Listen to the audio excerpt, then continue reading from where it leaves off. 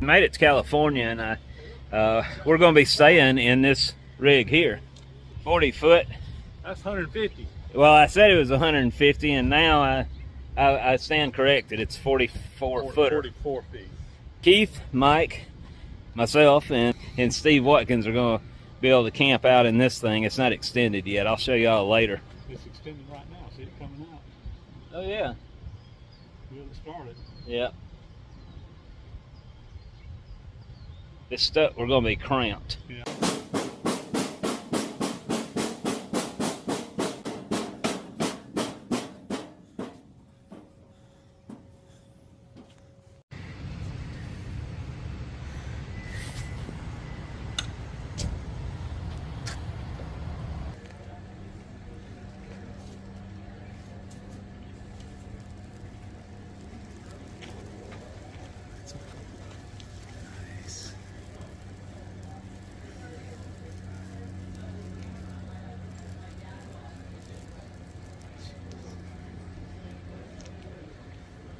He's done.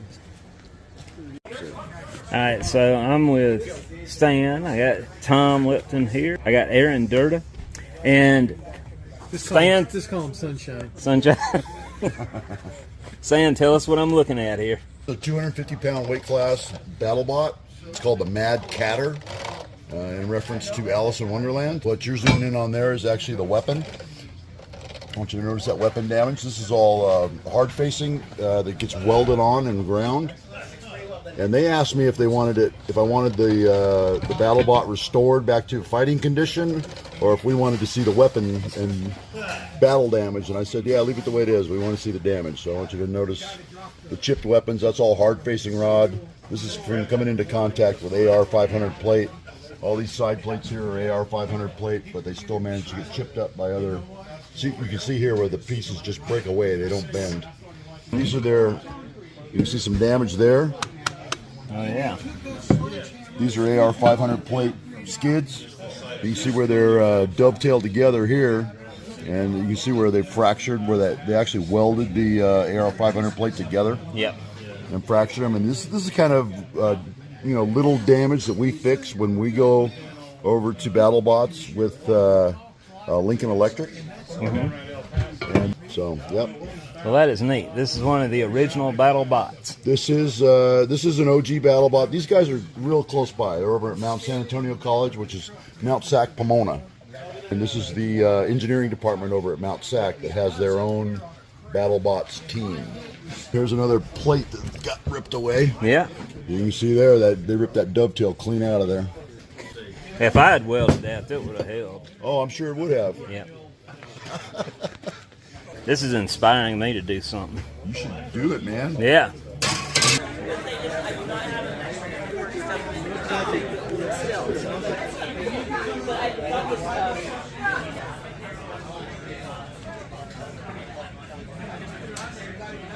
I know. Butterfly. Butterfly on Is the there, hat. is there a butterfly? It's a butterfly.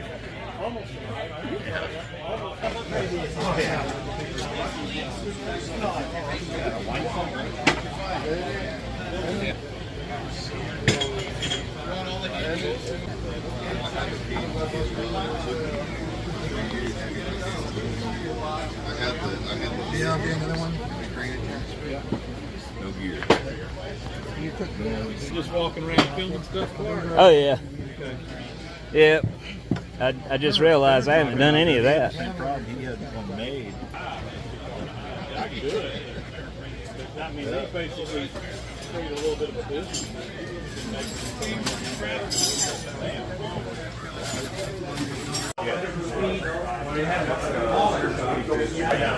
This is still my favorite, but this one. I know. I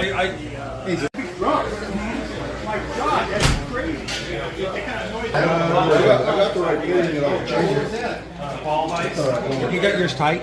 I'm going to show you something here. Hey, Clark. I hope you're not filming that. Oh, yeah. Oh, good. Yeah, I want to make sure I get everybody. Unfortunately, I don't have. Well, some of those. Now I'm crossing. Yeah, they just warn you ahead of time to freak me out. It's like, Alright, we going? You going? Alright, guys, I wanted to introduce you to somebody real quick. First of all, take a look at this and see if you can solve it without a calculator. Alright, now, this lady, her name is Stephanie. Stephanie's a student here in California, and she solved that in a matter of seconds without a calculator. And I did it, I trigged it out, and I still got it wrong. So I'm very impressed. But anyways, Stephanie and I were talking, and she's acquired a new fascination for machinery and the way it works and all that. And I think she's an engineering student, aren't you? So I already had an engineering degree as a bioengineering major, and I worked within the intellectual property side. And while I was working, I realized I really missed out on the hands-on part of engineering. And with bioengineering, you're only limited to certain industries like biotechnology, medical devices, but I wanted to expand more, and I thought it will be most logical to career pivot towards mechanical engineering. And while I was researching, I realized I have the degree, but I don't have the hands-on experience. So I signed up for some machining courses, and it just blew my mind, because learning it from the book and actually building it and feeling it, they're two different things. And it just a synergy effect, and it just makes you a more well-rounded engineer. While I've been here at the Bash, I run into a good friend of mine, John Youngquist. John took my wife for her first and only Tesla ride several years ago. She loved it, and every time she sees a Tesla, she thinks of John. John is from Canada, and he owns Insight Instruments, which is an aerospace company that makes not analog gauges, and it's all digital. How long have you been in that? 40 years. One of the pieces of equipment they own in his business is a machine I used to program when I was programming CMM, and that's what got us to talking 5-6 years ago. Yeah, that's right. John's company makes some really fascinating things, along with what I'm fixing to show you here. So I brought a new instrument here this time. It's a new device to measure and balance grinding wheels for surface grinders. Traditionally, balancing is done by manual means with a balance stand, and it requires a lot of experimentation, and the results are somewhat difficult to achieve. In the electronics business, I think you can solve everything with electronics. So we built a new instrument that looks like this. This device measures the vibration of the wheel. This mounts on the surface grinder. And using a special balance hub like this, we can determine the mass and location of the imbalance very precisely.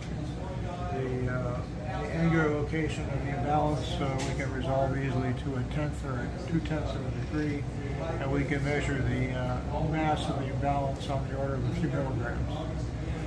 The end result of this, the benefit of this, is that we can balance the grinding wheel to extremely close tolerance first time without any experimentation. You can go from an imbalanced wheel to a perfectly balanced wheel in 2 minutes, and first time every time, no experimentation necessary. So it saves lots of time, gives you a much better result, and it doesn't require any skill by the user. You don't have to be the decades experienced grinder hand that knows exactly how to balance a wheel. In this case, you have to have a grasp of the alphabet and be able to put screws in holes that match the letters on the screen. So it's very easy to use, it's very quick to use, and it yields a very consistent and excellent result. We discovered there were lots of difficult problems to solve, so it's at the point where it'll be on the market shortly. So this hub is special in a few ways. It has 24 tapped holes around the outside. 3 of them are special. They're marked A, I, and Q, and those are the special locations that the reference weight goes into. Here's what a reference weight looks like, and you can put it in the A hole or the I hole. And 3 measurements are made, one here, and one there. And it is the interaction of this weight in these locations that we analyze to get the rest of the information. Now, this balance weight only goes in 3 places, and it will not fit in any of the adjacent holes. Set screws like this are used to balance the wheel. So the device will tell you what length screw you need. You can pick it out and put it in the right hole. 2 screws are used for the coarse balance, and then 2 screws are used for the fine balance. And the fine balance screws are often need to be very lightweight, so we have nylon screws here which are often employed in the fine balance.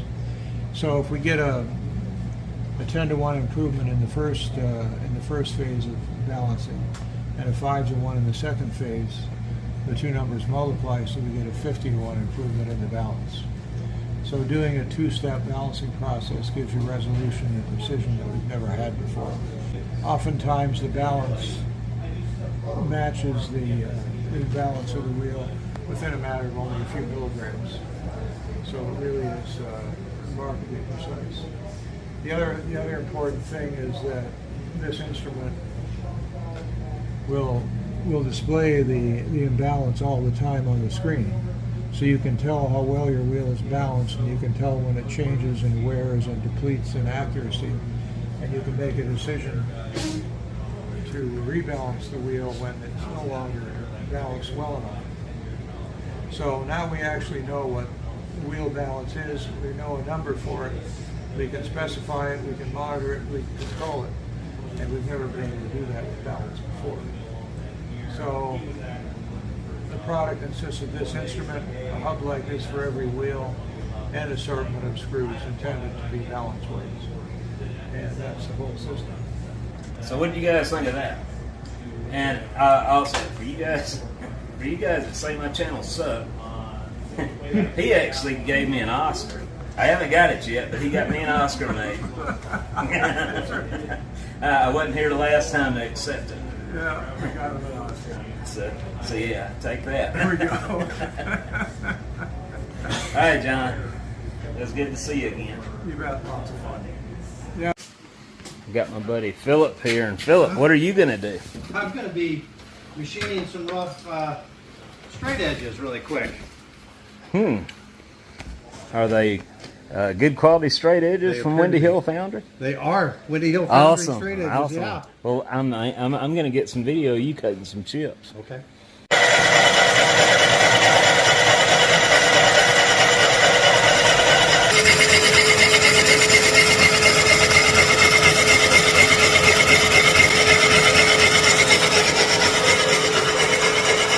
Good job, Philip.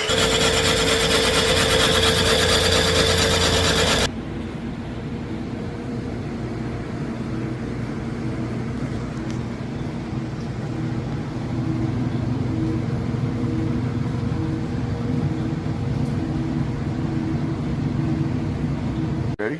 Yeah, I'm ready. Show me. Yeah, made her jump. So what are we fixing to see? Craig's son has built a small engine dyno, which is coming through the door here pretty quick, and he's testing a Predator Harbor Freight gas 4-stroke motor, and he built a water dyno to test crankcase horsepower. Okay. So we're going to use this water hose right here, and we're going to hook it up to that. All right. So the dyno section in the back was built by Craig's son. Hey, And, Craig, son. Introduce yourselves. Calvin. I'm Craig. Calvin and Craig. Yep. This is Calvin's contraption. We're going to see if it works. This is its maiden voyage. Okay. Let's set it down here.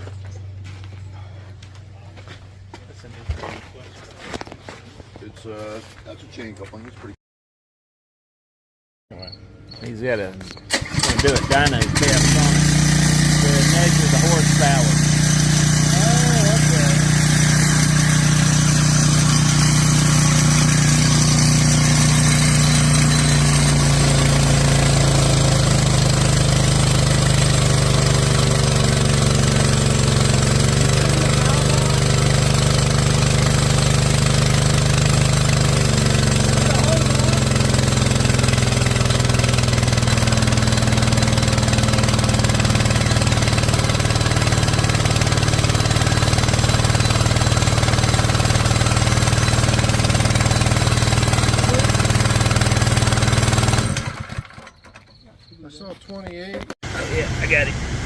No. Video now. I'm videoing. There he is. He's gonna get up on the post. There you go. First time I've ever seen him.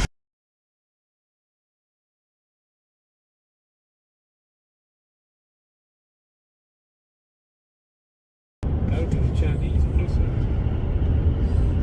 It's no good.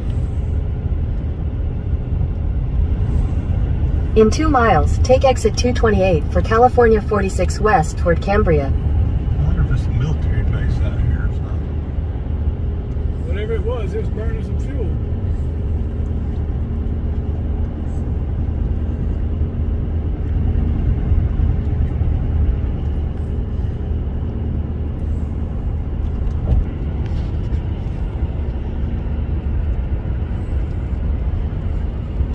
Videos of that phenomenon right there when some kind of rocket In a goes quarter up. mile, take exit 228 for California 46 West toward Cambria. I think that's one of Jeff Bezos' rockets that he shoots up. Yeah, they got stuff scheduled, and they're talking about where the best place to see it. That might have been what we were seeing all that traffic. So we've been up here on the upper level of this building here in Santa Cruz, and we're loading, well, packing up. How many boxes now? Well, there was 60 plus however many we had. 60 boxes plus. Yeah, bars of gold. Yeah. I wish. So we got a whole bunch of manuals here.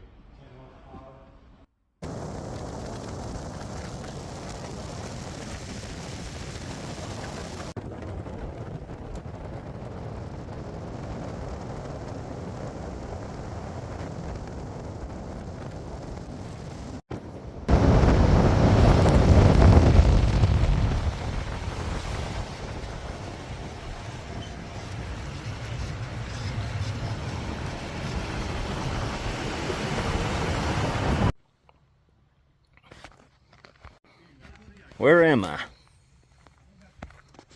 Arena down here, and yeah, I did it in the spring, so. I tell you, once you did it, now it's she goes, no, it's not. Well, really, it's she wants more. It's My wife told me to grow a garden. Fir. that's white fir. Yeah, there's a beautiful tree there. That tree was only about 5 feet tall when we built the garden.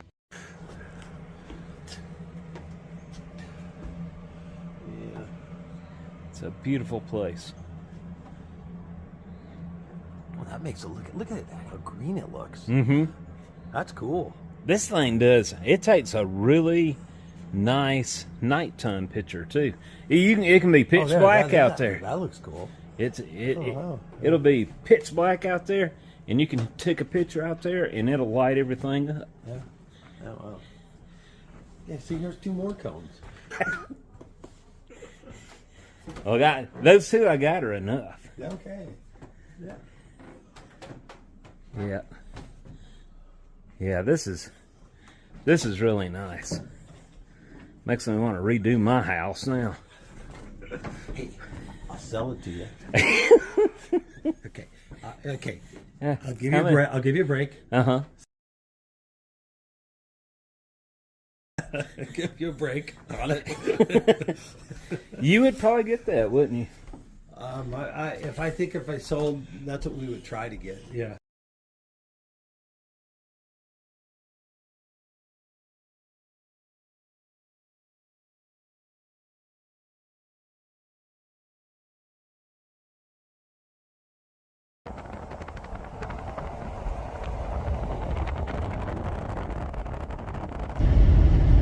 That's a mirror that's a tall building there. Yeah. It's a mirror that's pointing down at all the solar panels on the ground. Oh, wow. I don't know exactly how it works, but it reflects the light down to the ground. Yeah. You can see the haze off of those mirrors.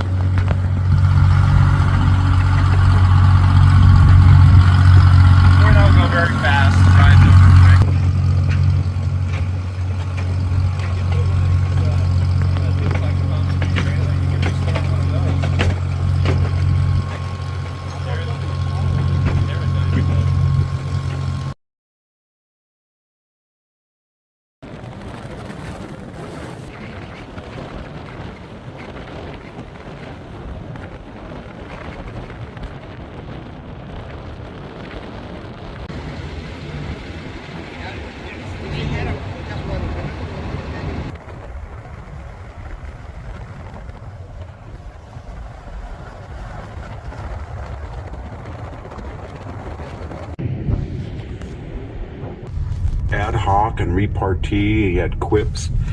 He had a fiery temper he would lose every once in a while for.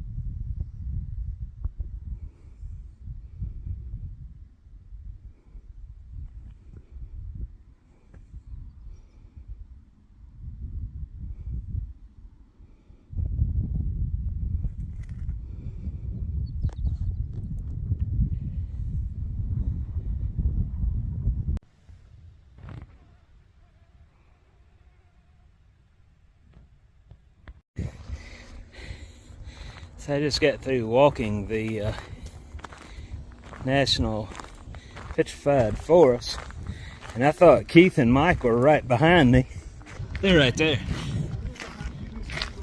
Yeah.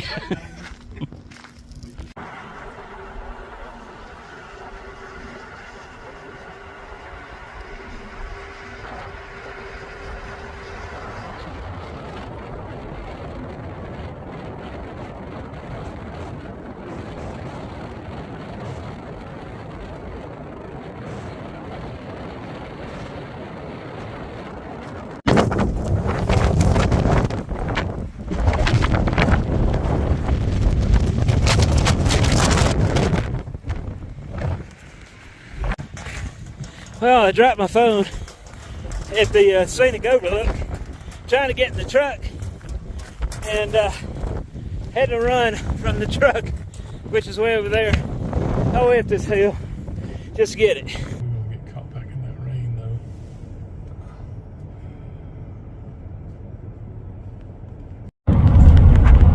Oh, you flashed me back. How about that? Don't you know? He's waving at you, Mike.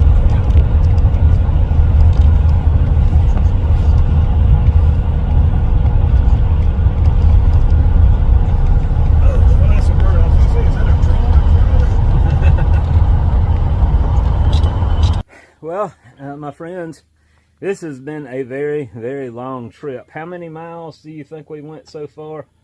About 6,000? At least, yeah. Probably about right. Between 6 and 7. Yeah. Longest road trip I've ever been on. At least that's what Mike and I have done. You're cutting off. I mean, you're missing 2 days of the trip. I know. Yeah.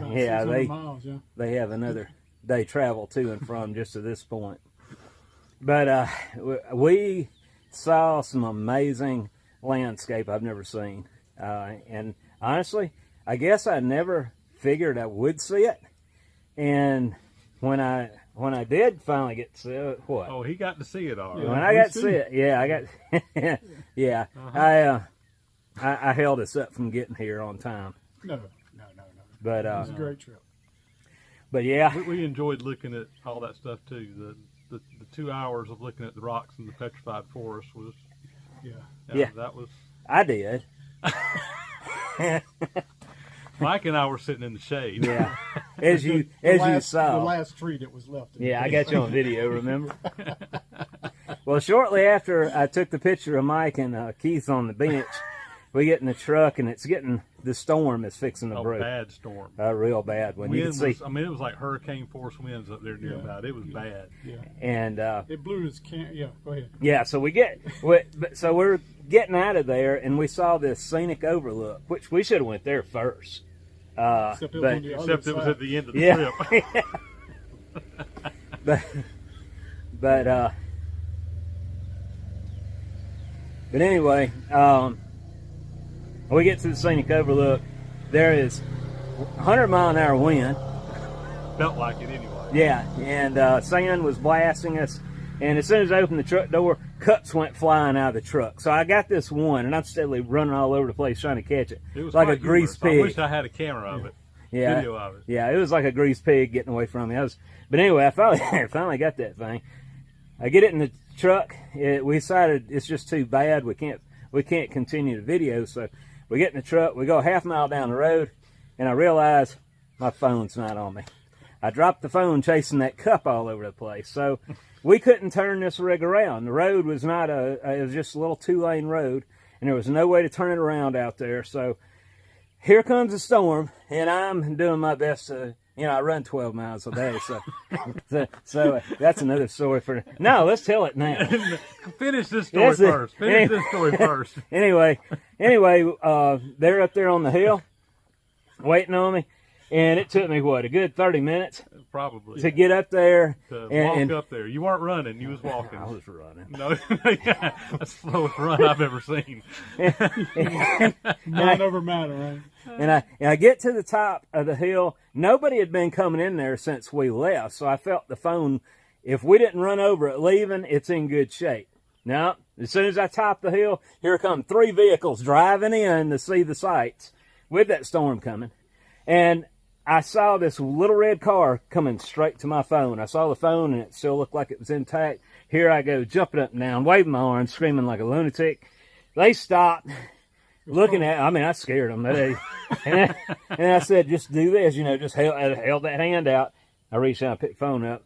Well, they didn't give me a ride back with everything fixing to really get bad. So I'm taking off, and I'm thinking, you'd think park rangers would be patrolling the area, and I had plenty of time to see one. Well, I wasn't 10 steps from getting to the truck, and here comes a park ranger. Yeah. So anyway, my phone survived. It did not get run over, thank goodness. It's been a heck of an experience. The battleship, which is on last week's video, shows some of that, of course. If you watched it, if you didn't, you need to check that out. That was good. And then, depending on how I do this video, next week will be a little bit of the bash. I don't know. I'll probably try to include it in this one. But yeah, we had a great time, and I don't regret it. No. We learned a lot about each other, and we were sleeping mighty close to each other. I'll say that. Not in the same bed. No, we were not in the same bed, but there was a time or two almost rolled over on Keith. But we were not in the same bed. And the coach that we stayed in, Steve Watkins, we stayed in that 2 days. Steve did not tell us where the light switches were on this thing. And, I don't know why, but I was having to get up every half hour to use the bathroom for some reason. And I was trying to flip switches, and we were afraid we were going to make the thing collapse on us. Luckily, that didn't happen. We survived that. I'm sure I'm leaving out a lot here, but we had a good time. Trip of a lifetime. Trip of a lifetime. It was a trip of a lifetime. I've been to every state that we've went in, but usually I'm flying in on an airplane and just seeing a small area. This was the first time I've ever driven across the country, and just being able to go through the landscape, particularly in the Southwest, was unbelievable. Yeah, we didn't cross our path one time except until we got back to east of Dallas. Yeah, we pretty much made a big loop. We didn't backtrack at all, and saw absolutely beautiful scenery. And it definitely is a trip I'll never forget. Yeah, I won't either. Especially when I had to fight that mountain goat. But that's another story for another time. Hope y'all enjoyed this, and we'll talk to you later. See you guys.